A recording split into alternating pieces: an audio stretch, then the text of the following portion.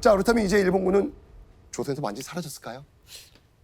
계속 남쪽으로 이렇게 빠지고 있었을 것 같은데. 완전히 사라진 거 아니죠. 당시 명나라와 일본은 조선을 쏙 뺀 채 전쟁을 끝내자면서 강화 교섭을 시작합니다. 일본군은요, 이 강화 교섭을 마무리 짓기 위해서 여전히 조선에 남아 있었습니다. 당시 명일 강화 교섭을 주도하고 있었던 것은요, 명나라 장군 심유경 그리고 일본의 장군 고니 씨였습니다. 우리 폐하께서 더 노하시기 전에 당장 물러나시오. 피를 흘리며 여기까지 온 이상 물러나는 것은 어려울 것이오. 전쟁으로 막심한 경제적 손해를 입은 일본은요, 강화 교섭으로 조선에서 무언가를 얻어가려 합니다. 그런데 이 강화 교섭이 진행될수록 조선은 흉흉한 소문이 돕니다. 어떤 소리? 어떤 내용인지 한번 예원 씨가 읽어주시죠. 한강을 경계로 동쪽은 일본에 소속시키기로 하고서 강화를 비로소 정했다고 하였다. 한강을 경계로 해서 조선을 반으로 찢어서 남쪽을 일본에 넘긴다는 겁니다. 자, 그렇다면 조선은 이런 소문을 듣고도 왜 이의를 제기하지 않았을까요? 조선은 명나라와 일본의 교섭에 함께할 수가 없었습니다.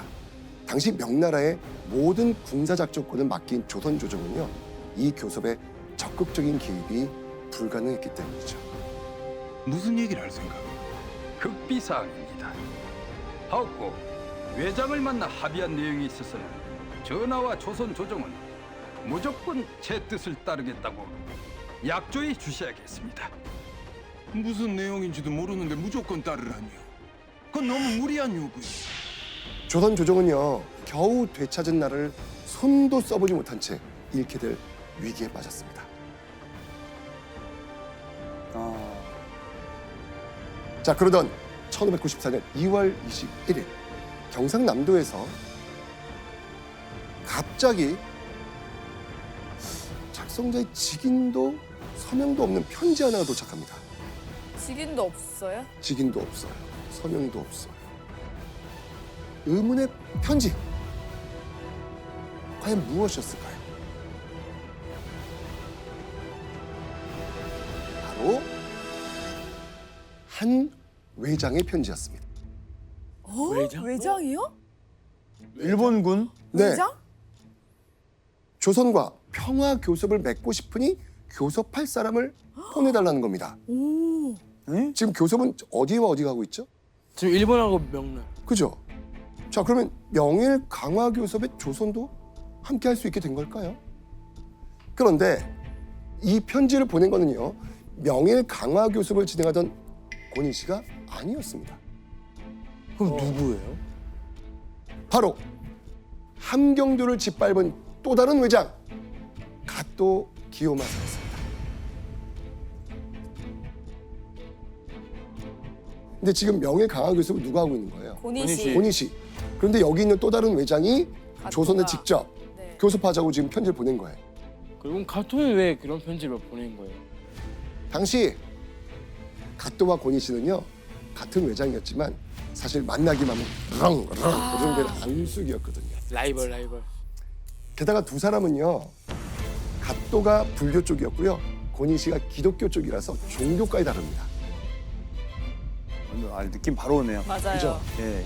결국 가또는요, 조선을 압박해서 성과를 얻어가지고 공을 만들고 고니 씨가 진행 중인 명일 강화 교섭을 회방놓으려 한 겁니다. 이놈이 정녕 정신이 나간 게냐? 내가 포도치 명나라와 협상을 하고 있는데 이놈이 어떻게 조선과 강화 협상을 할 수 있냔 말이야? 그거야 니놈이 너무 진척이 없으니까 내가 직접 나서는 게. 자, 이렇게 가또의 편지가 조선 조정에 도착한 상황에서 조선 조정은 어떤 생각이 들었을까요? 기회가 될 수 있겠네요. 맞습니다. 조선 조정은 명예 강화 교섭의 진상을 확인할 절호의 기회라고 생각하진 않았을까요? 자, 그렇다면 이 막중한 외교, 갓도와의 협상에 나갈 인물로 누굴 선택했을까요? 누구지? 그럼 장군 중에서는 장군. 조선 조정이 택한 적임자는요, 바로 사명대사였습니다. 우와. 진짜 대박이다. 이거. 선생님, 다른 사람도 분명히 있었을 것 같은데 사명대사가 뽑힌 이유가 있을까요? 왜냐하면 당시 조선군은요, 여전히 조선 땅 곳곳에 남아있는 일본군과 대치 중이었습니다. 자, 만약에 조선과 일본이 교섭을 진행한다는 말이 누설되면 조선군의 사기가 어떻게 될까요? 떨어지죠. 완전 꺾이죠. 그래서 정식 관리가 아니면서도 전란의 흐름을 잘 알고 있는 인물, 학식이 높으면서 비밀을 잘 지킬 훌륭한 인격을 지닌 인물이었습니다. 이 모든 조건에 충족될 적임자 누구다? 사명대사. 사명대사였던 거예요. 자, 그렇게 1594년 4월 사명대사는요, 선조의 부름을 받고 외장 갓도와의 회담을 위해 적진 한가운데 울산 서생포로 떠납니다. 드디어 갓도를 만난 사명대사. 사명대사를 본 갓도의 반응은 어땠을까요? 근데 의심하지 않았을까요? 의심. 승려가 왔다고? 이럴 것 같아요. 갓도는요, 조선의 명승이 왔다면서 매우 반갑게 맞이합니다. 응? 왜냐하면 당시 일본에서는요, 외교에 대한 실무나 중요한 공문을 만드는 일은요, 모두 누가 담당하는지 아세요? 승려? 맞아요. 승려가 담당했어요. 승려는 일본에서 굉장히 지식인이었거든요. 그쵸. 그런데 조선에서 교섭 상대로 승려를 보낸다. 어떻게 했습니까? 오, 그러면 제대로 왔다라는 생각할 것 같은데요. 뭔가 좀 격이 좀 네. 맞다, 맞다. 네. 사명대사가 온 걸 보고 조선에서도 이 회담을 중요하게 여긴다고 생각했겠죠. 자, 그렇게 조선의 운명을 건 회담이 시작됩니다. 회담은요, 화기애애한 분위기로 시작한 듯 했습니다. 그런데 회담이 시작되고 얼마 지나지 않아서요, 사명대사의 간담이 서늘해집니다. 바로 이걸 알게 됐거든요. 조선의 땅을 갈라서 일본에 귀속시킬 것. 조선 팔도를 흉흉하게 만든 소문. 갓도는요, 심유경과 고니씨가 진행 중인 협상 내용에 일본이 조선 땅을 나눠가는 것이 사실이었음을 알려줍니다. 결국 사명대사는요, 갓도와의 대화를 통해 설마 했던 그 말이 실제로 명일 강화 교섭에서 오가고 있다는 걸 알아버립니다. 땅을 가져가겠다. 네. 나눠 갖겠다. 자, 그렇다면 갓도는 사명대사에게 어떤 교섭 조건을 내밀었을까요? 갓도는요, 심유경과 고니씨가 진행 중인 명일 강화 교섭 조건 그대로 자신과 교섭하자는 거예요. 아, 그러니까 갓도는 내용이 달라지는 건 아니고 그 나랑 하자는 거예요, 나랑.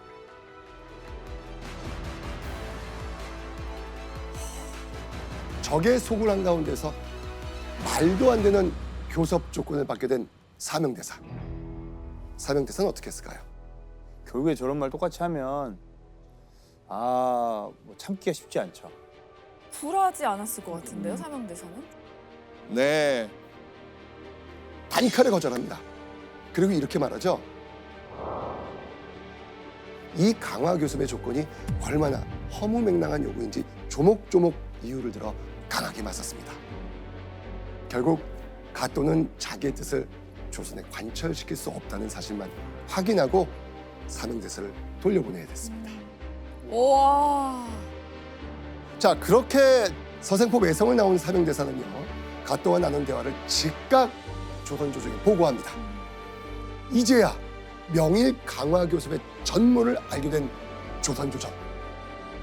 명일 강화 교섭을 결렬시키고 일본을 물러나게 할 방책을 논의하기 시작하죠. 결국 적진까지 들어간 사명대사의 활약 덕분에 조선 조정은 큰 도움을 얻을 수 있었던 겁니다. 대단하다. 그런데 약 3개월 뒤인 7월 10일 가토 측에서요 또다시 조선 조정에 교섭을 요청합니다.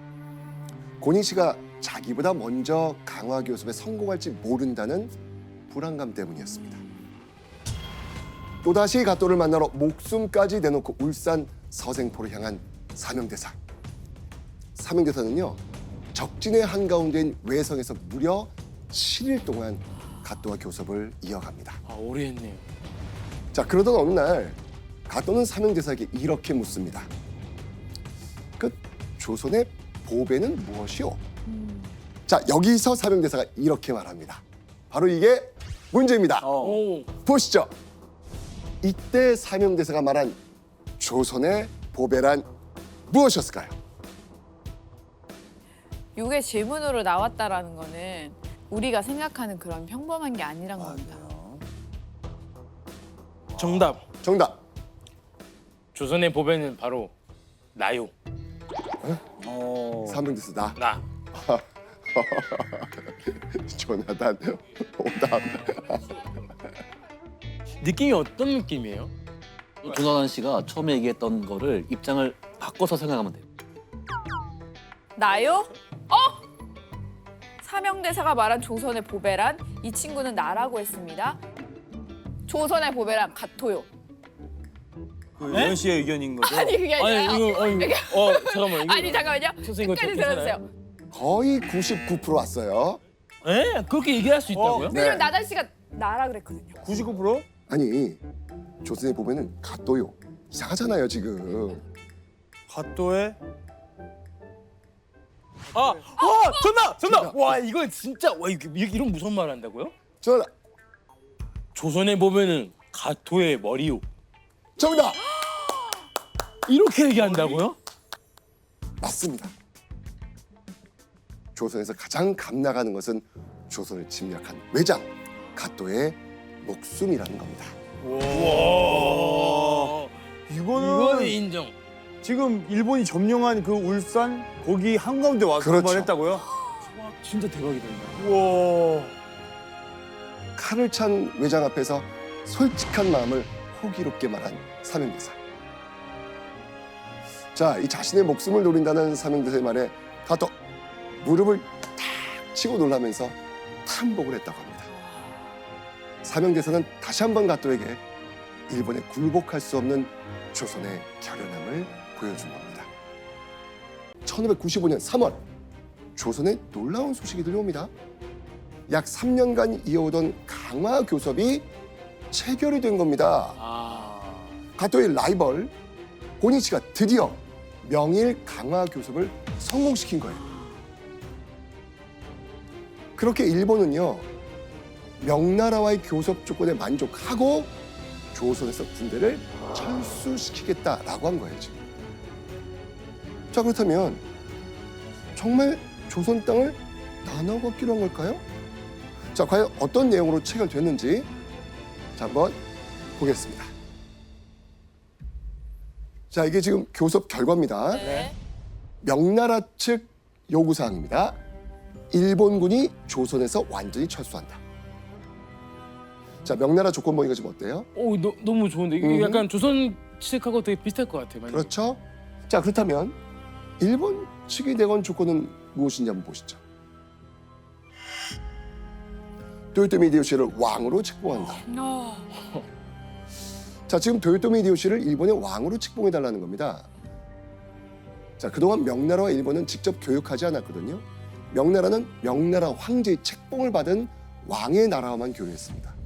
만약 도요토미가 명나라 황제의 임명을 받아가지고 왕으로 책봉되면 어떻게 될까요? 아 그러면 교류가 진행 가능한 그렇죠. 거예요. 앞으로 조선을 거치지 않고 직접 교육할 수 있는 권리를 얻게 되는 겁니다. 자 그런데 아까 우리가 들었던 이야기 있잖아요. 명일 교섭에서 뭐가 있었다? 그 땅을 가져가는. 반 가르는 거. 가는 거. 두 나라 교섭 조건엔 어디에도 조선을 나누어 갖는다는 이야기가 없습니다. 이 내용 어디 갔어요? 그죠? 그럼에도 불구하고 명나라와의 교섭 조건에 만족하고 조선에서 군대를 철수시키겠다라고 한 거예요, 지금.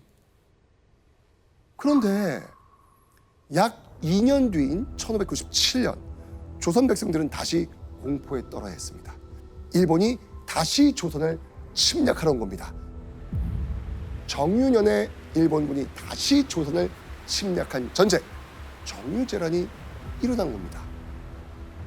선생님 근데 이게 협약이 잘 끝나가지고 출소한 건데 그렇죠? 왜 또 다시 온 거죠? 지금 앞뒤가 안 맞죠, 지금? 왜 계속 안 맞는? 이렇게 협상을 했음에도 불구하고 다시 도요토미 히데요시가 침략을 했냐면 도요토미 히데요시가 뒤늦게 이 협상이 조작이라는 걸 알게 된 거예요. 조작? 네, 누가 거짓말했다고요? 도요토미 히데요시는요 조선을 나눠 갖는다는 조건으로 명나라와의 협상이 이루어진 줄 알고 있었습니다. 아, 그런데 오히려 조선에서 철수하겠다는 내용으로 체결됐다는 걸 알게 된 거예요. 즉 바라던 조선 땅은 가지지 못하고요 명나라에 항복하겠다는 내용으로 협상이 체결된 겁니다. 아니 누가 협상 문서를 조작을 했을까요? 저 간 큰 사람이네 진짜로. 바로 명일 강화 교섭을 진행하던 양국의 대표 명나라의 심유경과 일본의 고니시였습니다. 과연 무슨 이유였을까요? 명나라 장군 심유경은요 더 큰 희생 없이 빨리 전쟁 끝내고 명나라로 돌아가고 싶었습니다. 그런데 심유경이 도요토미가 원한 조건을 명나라 황제에게 그대로 전하면 어떻게 될까요? 아니 뭐 당연히 뭐 안 되죠. 난리가 나죠. 그렇죠. 무리한 도요토미 히데요시의 요구에 교섭은커녕 명나라 황제가 더 큰 전쟁을 일으킬 수도 있잖아요. 고니시 역시 오랜 전쟁으로 지금 자신의 병력 손실이 극심해요. 결국 이 두 사람이 만나가지고 외교 문서를 조작하는 희대의 사기극을 벌인 거예요. 심지어는요 명나라의 심유관과 일본의 고니시는요 조작된 협상 문서를 전달할 가짜 사신들을 내세운 겁니다. 가짜 사실. 그리고 이 가짜 사신들은요 각각 명나라 황제와 일본의 도요토미 히데요시에게 거짓말을 고한 거예요. 자 그렇다면 이 사기극이 어떻게 발각되었을까요? 바로 명나라에서 진짜 사신을 일본으로 보낸 거예요. 그런데 그 사신은 심유경과 고니시가 만든 조작된 서신이 아닌 명나라 황제의 진짜 명령이 담긴 서신을 가지고 일본으로 간 거예요.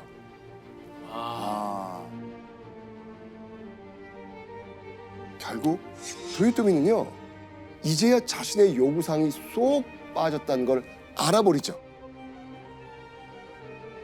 교수님 그런데 이게 두 사람 다 안 들킬 거라고 생각한 거예요?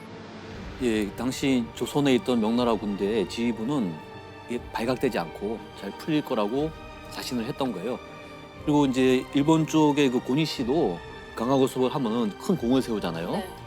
그리고 만약에 이게 문제가 되면은 이건 명나라 쪽에 책임을 돌려서 저쪽이 문제였다라고 하려고 했던 건데 실제로 나중에 이게 탄로가 나죠.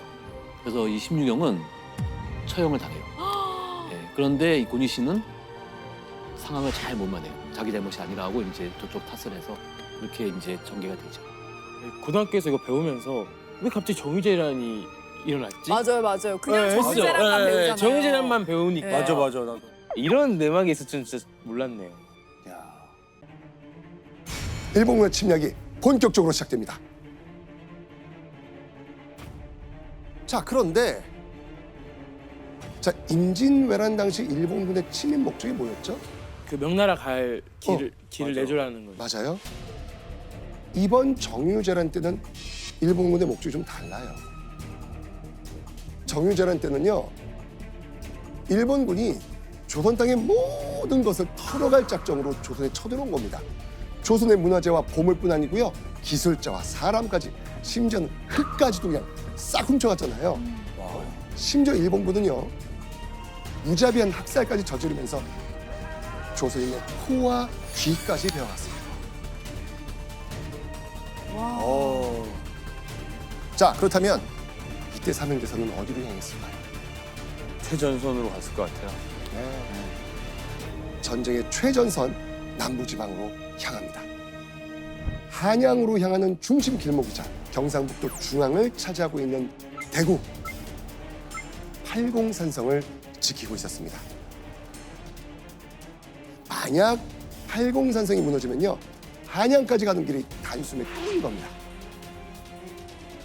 사명대사와 의순군 그리고 경상도 관군 수천 명을 포함한 병사들이 이 팔공산성에 진을 치고 있었습니다.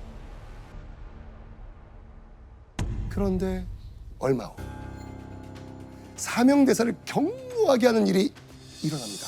대체 무슨 일이 벌어진 걸까요? 경무하게? 바로 관군을 지휘하던 경상도 관찰사가 수천 명의 관군과 함께 도망가려는 거예요. 아, 네, 도망을? 네. 당시 일본군의 맹공에 조선군이 연이어 패배했다는 소식을 듣고요. 지레 겁을 먹고 도망가려 했던 겁니다. 만약 이들이 떠나버리면 남는 병사는 고작 수십 명에 불과하거든요. 그럼 무조건 함락되는 거예요. 그렇죠. 이때 이 모습을 본 사명대사가 뭐라고 얘기했을까요? 아 근데 화가 났을 것 같아요. 왜냐면 지금 진짜 실전이니까. 사명대사는 이렇게 말합니다. 잘 도망가셔. 난 여기서 죽겠어. 와. 사명대사의 비난 섞인 책망을 들은 경상도 순찰사와 관군들은 도리어 화를 내면서 꽁지 빠지듯 도망칩니다.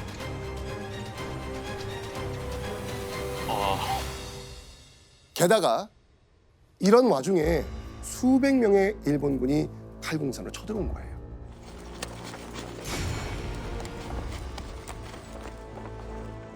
과연 사명대사 어떻게 했을까요?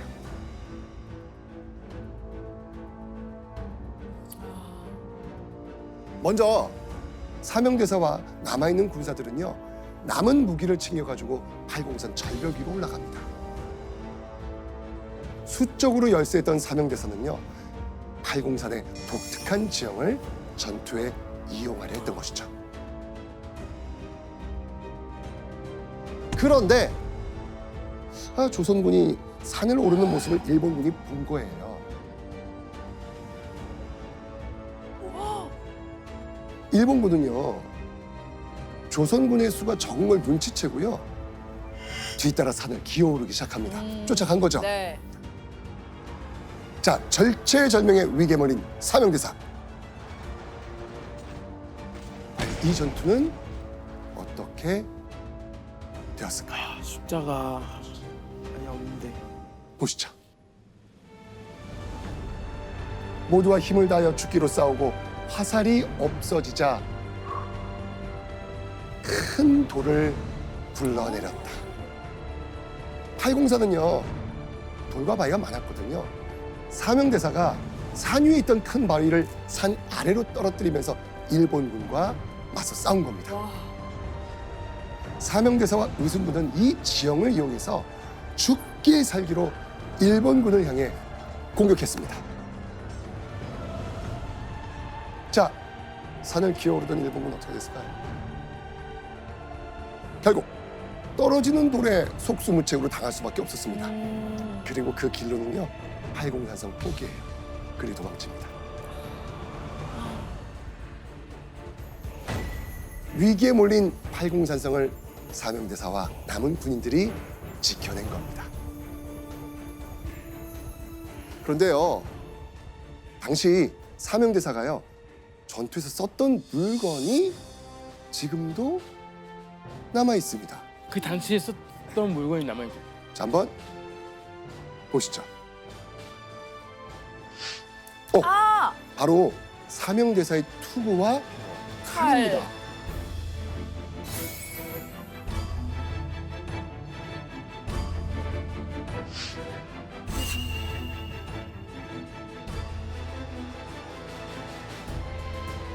사명대사는요 이 투구와 칼로 무장을 하고 전쟁터에서 혁혁한 공을 세웠다고 합니다. 이 유물은 현재 스승 서산대사가 머물렀던 사찰 북한 묘양산의 보현사에서 보관 중입니다. 지금은 사진으로 지금 볼 수 있는 겁니다. 그리고 1597년 9월 바다에서 반가운 승전 소식이 들려옵니다. 어떤 소식이었을까요? 아, 바다에서 승전 바다에서? 소식. 아, 명량해전. 맞습니다. 바로 명량해전. 이순신이 지휘하는 수군이 울돌목에서 일본군을 격파한 겁니다. 이순신의 이 활약은요 전쟁의 판도를 완벽하게 뒤집어 버립니다. 결국 더 이상 일본군은 북상하지 못하고요 사기마저 꺾였죠. 육지에는 사명대사, 바다에는 이순신 장군이 있었던 겁니다. 그러던 1598년 8월 이 전쟁을 종식시키는 사건이 벌어집니다. 전쟁을 일으킨 인물 도요토미 히데요시가 사망한 겁니다. 도요토미의 사망 소식을 듣고 일본군은 그해 11월 조선 땅에서 모두 철수하죠. 드디어 7년이란 긴 전쟁의 막이 내리는 순간이었습니다.